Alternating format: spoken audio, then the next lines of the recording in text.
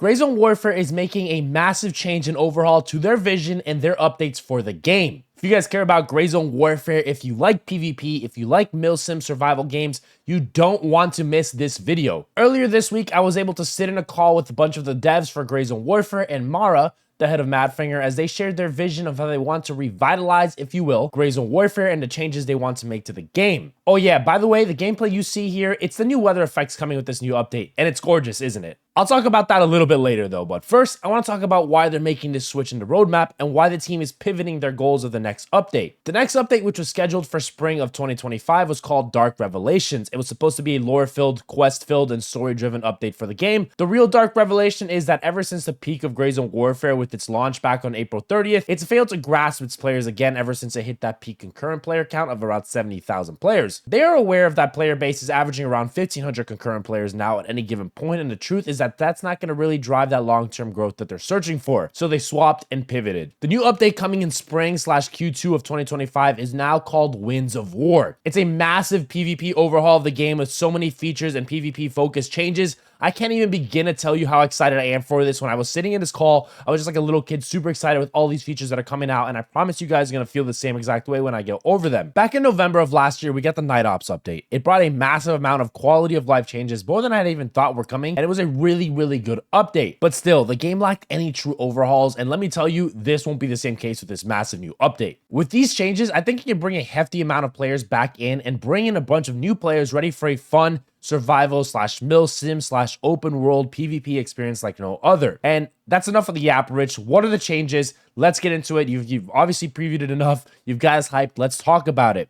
And we're going to start simple. This new update introduces PvP zones/hotspots. These zones will activate once there's PvP in an area. A red circle will appear on the map for everyone, highlighting where there is PvP conflict and when it was last registered. This is the best way for those that are seeking other players to hunt down, to be able to find them and go look for them and hunt them down. Included in that change as well will be real-time quests. These quests will sometimes trigger within these zones to complete certain kill objectives and loot objectives and receive some of those juicy rewards on top of that player loot you can successfully get away with if you survive. As you know, if you've ever watched my Grayzone Warfare content, either YouTube videos or live streams, we fiend on that PvP content and those high tense moments. Where PvP is at its best in Grayzone Warfare, there's rarely a game that can rival that experience. Being able to locate that PvP quicker than ever before is going to make this a much more enjoyable time to go hunting. I think PvP, obviously locating it before was a matter of typing in faction chat of where their enemies are at. Now, obviously that faction chat is a feature in the game. I really was excited to see that added in, but being able to obviously localize this on a map is going to be a super awesome change, and I'm very excited to see that change come into play. Next,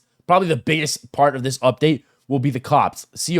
Think of these as out in the wild operating points/camps that can be captured by players. These will be littered all around the map that can be controlled by any of the three factions to establish, wait for it, a spawn point. That is a massive change. If your faction captures these cops, then you will no longer have that 3-hour helicopter ride to try and get back into the PvP. This is one of, if not my favorite change. This promotes PvP in a sense that it's more directly instanced, focused on getting back into the fight instead of maybe going all the way back to base and deciding not to go there because there are players already at that POI and are obviously going to be heli camping and waiting for you to just go ahead and land there. These cops will make for fun defend points and will have some really fun engagement that I think are going to be some of the most fun players can expect to have. Let me know down below your thoughts on this change, adding controllable respawn points out in a map.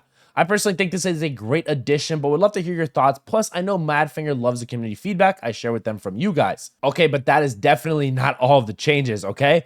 The task system. You know, when you complete a task and you have to fly all the way back to a base, turn it in, blah, blah, blah, fly back out, rinse and repeat. Yeah, nope, that is changing. Now you can manage tasks from anywhere, turning in tasks out on a battlefield without unnecessary backtrack, as Mara calls it. I'm a huge fan of this and will help me push through and focus on questing and only go back to the FOB to resupply and re-up on gear before heading back out. Also, for those that missed my previous Grayzone Warfare video, repairable gear is now a system in game. When Night Ops launched, it came with durability but no repair features. Well, that is now in the game, and trust me, they are working on these nice quality of life features 24/7, even if they aren't included in these big patches.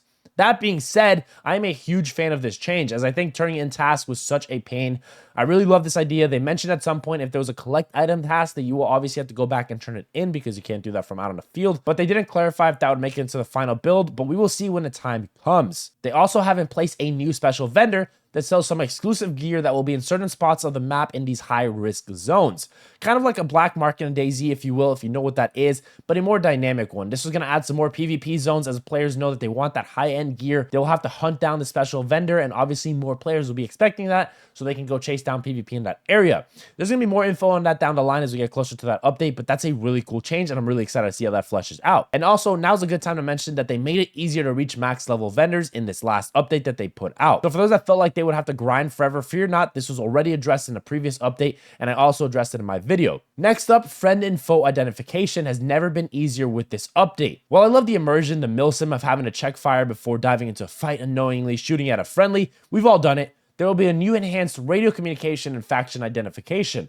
I don't entirely know what faction identification means, but we will have to wait and see as we get closer to the release date of this update. My idea is that faction uniforms, but that has not been confirmed, so we'll see. Radio communications with all faction members is a huge change and one I am so excited for. Being able to communicate and ask if that's a friendly at a certain position is a huge 2 thumbs up change for me. Super excited to have radio use in a game like this, kind of like Arma. If you've ever watched or played Arma, I think it's going to be very familiar and a very similar system. Next up, dragging down the teammates. Finally, I can move allies out of the middle of a road or out of the middle of an open field, where I'll also soon become a down friendly if I perform surgery on someone where they're previously located at. Adding this mechanic is such a great addition that lets you focus on getting your teammates to safety while still being able to strategically position yourself to get them back up. This will allow you both to get back into fight and not both become a casualty out in the open. I always love down mechanics because it's an optional thing you can do if you want to obviously go in there and pull them up. Unless it's safe, you can also just do the surgery there. I think that it's a really nice change and a really good quality of life add-in. Next up, item tags. You can now tag your items by purchasing air tags, if you will, and marking them on items. This will allow you to easily locate some of that better gear you might have or hunt down the players that took it from you.